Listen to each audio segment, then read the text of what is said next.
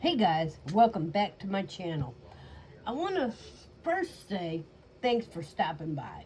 If you've made it to this video, then please feel free to check out my other videos. Today I want to talk about a moment in time. If you had a moment in time that you could go back to, what situation would it be and what age would you be? Me, myself, I honestly don't know. I mean, I grew up in foster care, and that being said, I had a very adventurous, very unusual, very different kind of lifestyle than most people do.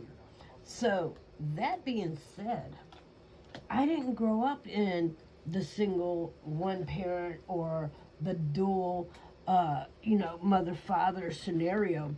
I literally grew up with staff that I had a morning staff and an evening staff. And I was at St. Elizabeth's Girls Home for a while. And then when I got older and aged out of that, I was in a foster home for a little while where they literally adopted me, gave me their last name, and then decided they didn't want me for whatever reason. And they weren't equipped to handle a child like me. And I'm not going to lie, I was a difficult child.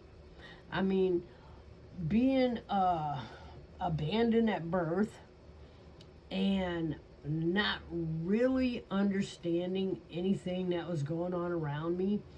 I was not a horrible child, but I definitely was difficult. So when the family came along to adopt me, I was by this time, I think I was 5 or 6, and I actually was being placed from one home to another. And that's a whole nother situation I'm going to talk about, but I'm not going to get too deep into that one because maybe I'll dive into the whole adoption scenario when in another video. But today, like kind of like a wrinkle in time, and I don't want to get like what is it? I don't want to get copyrighted because I use the phrase. So I don't think you can copyright a phrase. I don't know, but for me, if I was gonna fold back the hinges of time, I would hold on. I would definitely uh, end up probably back around. Let's see. I'd probably end up back around maybe 9 or 10. There are some things I would love to go have the opportunity to learn again, and I would have been uh, about 9, 10, around 82, 83 because I was born in 72. So in 82, 83, I was in fourth grade, and I remember things like the shuttle, the NASA space shuttle with the teacher when that blew up, and that was not good. That whole thing went south and everybody in that shuttle died. And then I also remember things like the World's Fair, which I believe was in 84. And so I would have been uh, 12, 13-ish. And so I would go back to that wrinkle. I would fold time back over to go back to being 10 so I could relearn things, and then I would love to, go regrow those years between 10 and 13. Those critical years that you can't get back but you wish you could, because turning 10, man, going from single digit ages to double digit ages, and then in the blink of an eye, you go from the double digits to the teens. So you go from 10 to 13. It's like you're not a kid, uh, you're not a toddler, you're now a double digit kid, and then all of a sudden you're a preteen, and then you're a teen, and it's like, man, if I could go back and tell my younger self, it's going to be good. You know, take a minute to take in what's going on around you, because it won't last forever. And what's going on is going to make, not break, who you become. And know that the hand of God is on you. And I would comfort that younger me that needed that comfort but couldn't find it, because let me tell you, not having a father in your life is one thing, but not having a mother can be a whole different situation. So, the amount of times in my life that I just needed a hug and didn't get it, I would tell myself at 10 and 13, it's okay. It's okay to just grab a pillow and hug yourself. It's okay to give yourself what you need. But don't worry, you're going to turn out just fine. And your family that you build is going to give you the things that you don't have now, but you're going to have them later. I don't know if I would have understood it, but I was a pretty smart kid. And I knew what I didn't have at that moment in time. So I probably would have understood it, because I understood it well enough to press forward and do what I did to become who I am today. So I think I had an inkling back then of those things. Maybe not on the level that I do today, but I believe I had that inkling. I knew as a small child that I did not have the family I wanted and or needed. And so it pushed me to learn at that time what I was going to need. And I started build as it was kind of like my inner child back then or not my inner child. It's kind of like how you have an inner child today as an adult. I think my child had an inner adult. And the inner adult in my child told me that you don't have this now, but pay attention to the difference between a bad family and a good family. And I did. And as I got older, I figured out what I wanted and how I wanted to mold it. So if I was to go back today, I wouldn't change anything. I don't want to pull that timeline back and go back to my 10 to 13-year-old self and change anything, because I'm okay with how I turned out. I'm okay with how I'm doing in life. I'm secure in who I am as a human being. I'm secure in the relationship I have with the Lord Jesus Christ. I'm okay with the majority of the decisions I make on a day-to-day basis. I'm very good with. I am well pleased in the family that I've built with my husband. I'm well pleased in the decision that I've made to the choice and husband that I've made. He is my first and only. I don't have several. He is my first and only. And we have been married this year going on 22 years or 23. Uh, don't hold me to that because I am showing my age now. But no, I am going to be 54 this year. And I honestly believe we are going to be married 50, not 50. We're going to be married. I'm going to be 54. Me and my husband are going to be married this year in September. I want to say 23 years.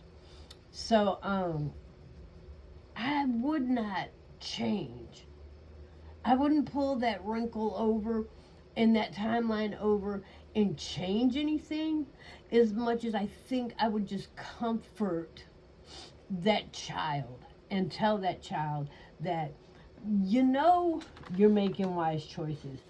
I would reassure that child, because that child a lot of times was not sure, and the choices felt right, but they also, a lot of choices between the ages of 10 and 13 that my 10-year-old child made, my 10-year-old self made, were very adult-like. And being that I was a child, I wasn't sure that what I was doing was okay. I knew it was right, but I didn't know if it was okay because I was a child. And so when a child is forced to make adult decisions, something in you knows it's right, but you're not quite sure of, I don't know how to explain it. It's a, you did right, but at the same time you kind of feel like you shouldn't have had to. You shouldn't have had to make that choice. And that's kind of where I would go back and make a whole, just, I would comfort that child, and I would let that child know that don't stop doing what you're doing. You're headed down the greatest path in life, and you're making all the right choices, and you're doing all the right things. Because I know people that were in my situation that grew up in group homes and halfway houses and orphanages and whatever it is you want to call it nowadays. I think they've done away with them now. I think they've abolished them. I honestly don't know. I know a majority of kids now that are taken from home are actually placed into a foster home. But I honestly am not sure. You don't really hear too much about group homes anymore. But then when I was a kid, half the kids I went to school with didn't know what a group home is. When, I'd have a friend say, hey, can you come over? Ask your mom if you can come hang out. And I'm like, oh, I don't have a mom. I live at a group home. And they were like, huh?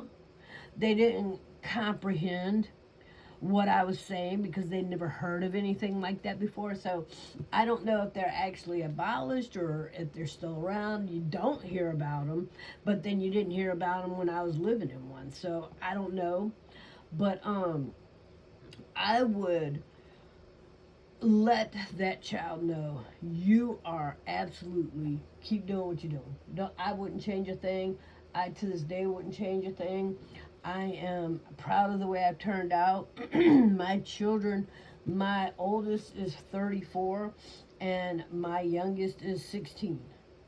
So they're up and down in ages. A few of them are close together, and as you can see, a few of them are far apart. But I have an amazing family. All my kids turned out great. Nobody's gender, winder, splendor confused. I don't have, I'm not on my third rotation in and out of jail. I've never had a drug problem. I had a nicotine problem, but I quit smoking some 12 years ago. So, it's been a wild old ride. I mean, my life has been the unusual adventure, and most people that come from a 1 or 2 parent home or a step home or a step family or even today's foster families, You know, a foster child couldn't tell you what it's like to have been in a group home where you shared a room. I shared a room with 3 other girls at any given time. We had 2 bunk beds in the room I was in, and we had a living room, and we all were expected to gather around and watch the 5 o'clock news. We watched from 5 to 6 because they felt like it was important for us to know what was going on in the world around us. Um, I remember your behavior earned you different levels, and according to your level is how much allowance you got. And your level 1, you got 50 cents. Level 2, you got $1.50. Level 3, I believe you got $3. Level 4, you got $4, and level 5, I believe you got $5. And so I remember. Mr. Ben, I won't say his last name. Miss Judy, I think, was his wife. I remember. I remember Miss Daisy, Miss Carmen. There's a few people. I don't remember any of the newcomers. I mean, I can see their faces, but I don't remember their names because keep in mind, we're talking almost 30 something years ago at this point. My daughter's 34, so we're talking almost, because I had her at 19, so I was fresh out of the group homes. I was 18 pregnant, 19 giving birth, so we're talking 35 years ago, so this is almost a lifetime ago. But I remember, I can see the group home like it was yesterday. And I remember we had the staff office, and then we had our little living room, and then we had bedroom 1 and 2, and we had 4 girls in one room and 2 or 3 in the other. And down the hallway we had like a lobby front room, and then we had Mr. Ben's office, and then further down there were bathrooms, and then there was like a hangout activity room type of thing. And we were upstairs because underneath us, I believe, I want to say it was a school for the deaf or a school for the blind. I don't really remember. I want to say it was a special needs school for very young children, like between the ages, like maybe kindergarten through 3rd grade. I want to say they were between the ages of 5 and 8, 5 and 7, 5 and 8, somewhere around there. But yeah, I mean, I remember having an odd childhood, and I remember things that happened in my life that, I mean, I think for the most part, I turned out okay. The hand of God was on my life when I didn't realize it, and I made wise choices and good decisions and followed the hand of God, even though I didn't know back then that's what I was doing. Because when I tell you, I know people now that grew up in the same situation. They went the whole drug, the alcohol, they went that whole spiel. Some of them are in the graveyard today, others are in the jailhouse. Very few of the people that I grew up with ended up where I did with you know, a family, and you know, a phenomenal family and a phenomenal life. So yeah, I would go back definitely to my 10 to 13-year-old self, and I honestly would not change a whole lot. I actually wouldn't change a thing, as much as I would just give comfort to the younger me. I would give that reassurance, the reassurance that I know that I needed. that's what I would do. Because at this point, I can honestly look back and say I wouldn't change anything about me today. And so everything that happened back then led up to this point today for me sitting here telling you a part of my story and talking about, the wrinkle in time. And again, the whole topic is that moment, at what moment in your life really sticks out, and what age were you, and what was the situation. I, I would, like I said, I would go back to between the ages of 10 and 12, but at 10 and 12, I was in a foster home. I think I was 13-ish by the time I ended up being given back to the foster care system and ended up in the foster home. But I wouldn't even change that, because I really think that the family that took me in was not prepared to handle a child that didn't know what was going on around them. And so I don't blame that family, because like I said, I know I was a handful. I was a young child. Things were happening to me that I didn't understand, and I reacted the way a child did. I rebelled, and out of fear I did things that, I probably wouldn't do today, but it has also in my life helped me to understand the things that my kids do. And so that being said, I stick with what I said. I would go back to my 10 to 13-year-old self. I would give that little girl a hug and let her know, hey, it's okay. Keep doing what you're doing. Keep making the choices you're making. I wasn't meant to be in the home of the people that adopted me. They weren't prepared, and I was never going to live up to the expectations that they wanted me to live up to, and that's okay. It's not their fault, and it's not my fault. It's just, as a foster family and a foster child, we were not a perfect match for each other. And it took them a while to figure it out before I ended up going back to the state. But I don't honestly regret anything. And again, I wouldn't change anything. I would simply just give that child a hug, because more times than not, a hug might have changed my reaction to things, but it definitely wouldn't have changed my choices. And so that's where I'm going with that. I think I'm going to end that, and that is my wrinkle in time, my moment in time, is I would go back to, I had a phenomenal, odd, adventurous life.